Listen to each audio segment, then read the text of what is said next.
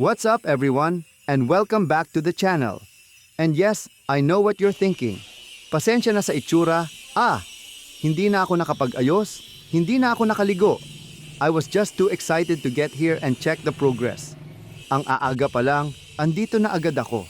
The project manager look for today is puyat and pawis. But anyway, wag nyo napansinin to. The real star of the show is behind me. This is the new chapter for our tindahan. For those who are asking, yes, we've moved.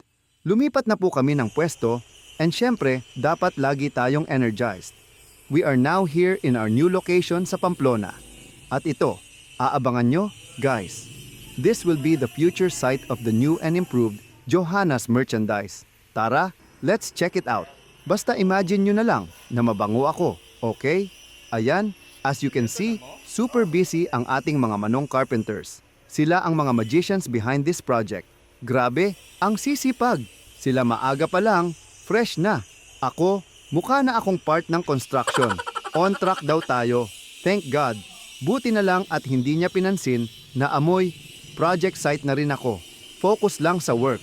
Shout out sa ating mga magigiting na construction workers. So dito sa part na to, guys, ito yung magiging main storefront. We made sure na medyo malaki yung opening para kitang-kita agad yung mga paninda. Dito yung magiging main counter natin. Guys, kahit mukha na akong alikabok na may kasamang tao, to be honest, seeing all this, nakaka-excite and at the same time, nakakakaba. It's a big step for our family and for our small business.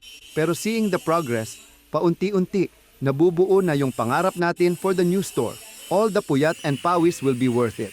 So ayan guys, that's our quick update for today.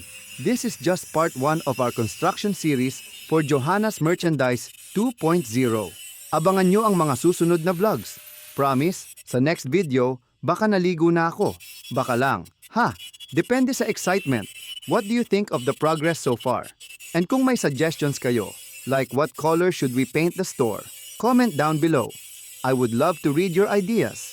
And of course, if you're new here and you want to follow our journey, please don't forget to like this video, subscribe to our channel, and click that notification bell para lagi kayong updated.